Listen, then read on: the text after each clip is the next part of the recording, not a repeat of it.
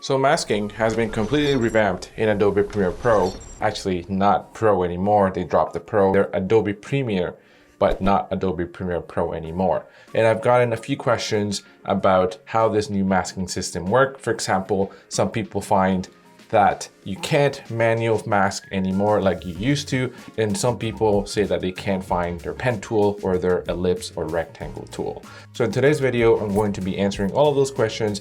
And by the end of this video, you have a better understanding of how masks now work in Premiere 26, and you have a better understanding of how to use the different tools so you can now improve and speed up your workflow, particularly when it comes to masking. An easy way to understand this is that there are now two ways of creating masks in Premiere Pro. The first one is the brand new AI object masking feature, and the second one is an improved version of how you used to mask before, but now they call it the vector masking. And that's when you use your pen tool, your ellipse tool, or your rectangular tool.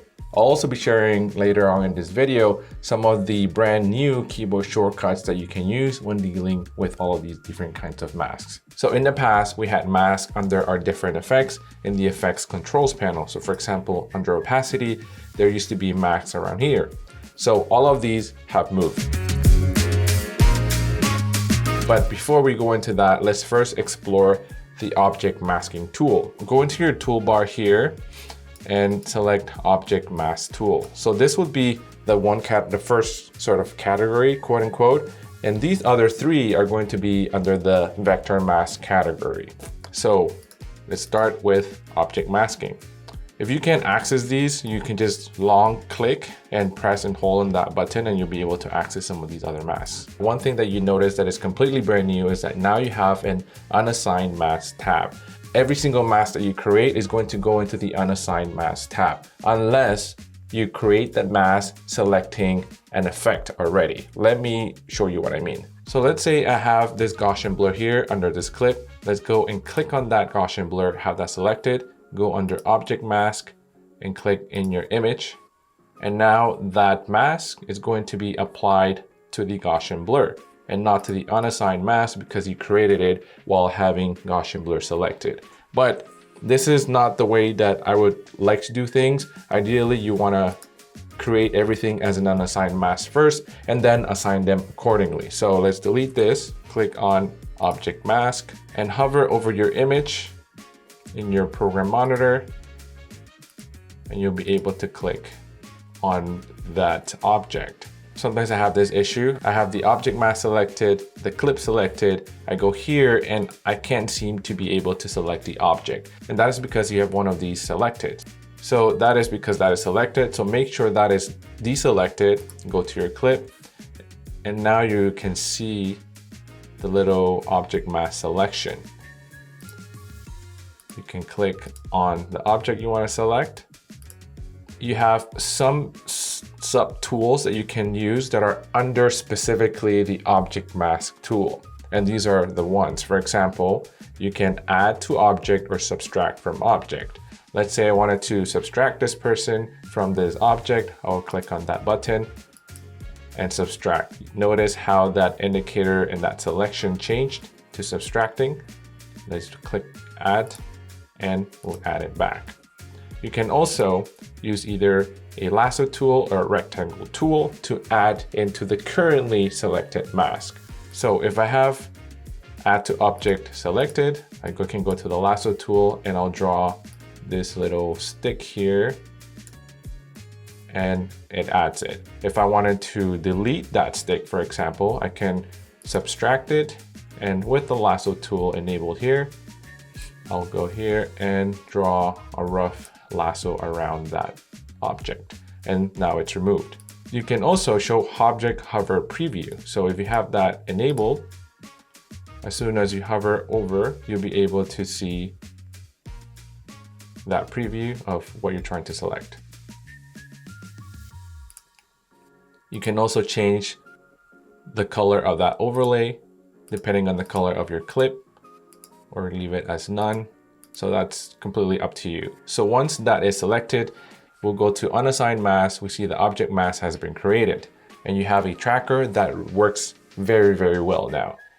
One button that is brand new is this button in the middle, where you click it once and it will track the mask going forward and also the mask going backward.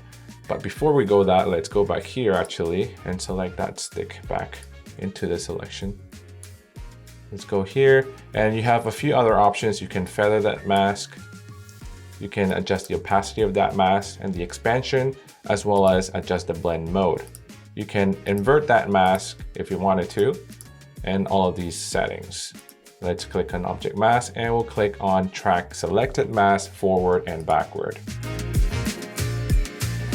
So as you can see, it does a very, very good job in selecting that mask. Now that we have the object mask tracked and selected, you're able to transfer this to another effect. And there's a few ways of doing that. Let's say I wanted to add a Gaussian blur to this clip. I drag it to the clip, and then that object mask that was selected earlier under Unassigned Mask has been transferred directly under the Gaussian blur effect. So that's one way of doing it. If you did not want to do that, you can always just right click, cut, and paste it back here under Unassigned Mask, and it brings it back here. And that way you're able to still keep that mask and that track and use it for whatever effect that you like later on in your workflow. You can go and assign this object mask to either opacity if you wanted to do a cutout, to Gaussian blur, for example. If you wanted to do something with that, you can just click and drag into each of these effects, or just copy and paste. Now, one thing to keep in mind is that if you're using object masking, you're not going to be able to manually track that mask or make fine adjustments manually to that mask. So that is one of the limitations, that you either have to use object masking or vector masking. If you're getting value out of this content so far, it will be greatly appreciated if you hit the like button and subscribe if you haven't already. Greatly appreciate it. So now let's go to vector masking. So ellipse, rectangle, and pen mask. So now let's work with an ellipse mask tool. One thing to keep in mind, if you hold shift and drag that mask, you create a perfect circle. And if you hold shift and drag that rectangle tool, you create a perfect square. So let's go back to the circle mask, or the ellipse mask. We'll create a little bit of an ellipse here. For these masks, you do not get like the plus and subtract and the lasso tool. You instead get a clip versus a frame mode. And this is important because this is a little bit different than how we've been masking in Premiere in the past. So in the past, masking used to be exclusively how it works now in the frame mode, but now we get this clip mode. So a little bit on that in just a tiny bit, but let's go to the ellipse mask and we can track this face. We can track it right at the beginning of the clip. So we only need to track forward. And it did a pretty good job at tracking the mask, as you can see. We get also the few extra controls that we did before with the object mask, like feather, opacity, expansion. You get blending modes like add, subtract, of intersect, so you can play around with the way your masks are going to blend in with some of your footage. Let's say I wanted to only target my face and not my hair, roughly that. So once we have that, I can click on frame and you'll see something happening on this side of the screen. So frame, there is a keyframe that has been automatically added under transform. So I can go forward in the clip, and still in frame, I can move this, zoom in a little bit to go to the center of my face. We can adjust that size, maybe rotate it a tiny bit, and these keyframes have all been automatically created. And I go here, I can go and move this over here, go here, and maybe make this a little bit bigger, maybe rotate it, and rotation and scale mask or keyframes have now been created as well. If you go and click on clip and you wanted to adjust these masks, for example here, right? If I move this like so, nothing happens. And it actually messes up my previous mask. So this is because now you're telling Premiere to adjust that property that you created for the entire clip as opposed from this point forward. So let's reset all of that. So this is what we had before we mess with the clip. So we have this rough mask of this ellipse following my face. You can choose the direct manipulation toggle and go from transform, crop, or unassigned mask, and that will bring that mask back into view that it's now selected. You can also do that by just clicking under effect controls and selecting that mask. A benefit of now having this separate, the frame and the clip, is that let's say you wanted to keep the exact same movement or tracking data for this mask, but now you do not want this oval shape, but you wanted a circle to be just completely around my entire head. So if I were to go under the beginning here and still under frame mode, change this to a perfect circle larger than my entire head, what happens is now I would have to go and pretty much adjust that for every single frame that I have created or keyframe that I've created to make that cover my entire head.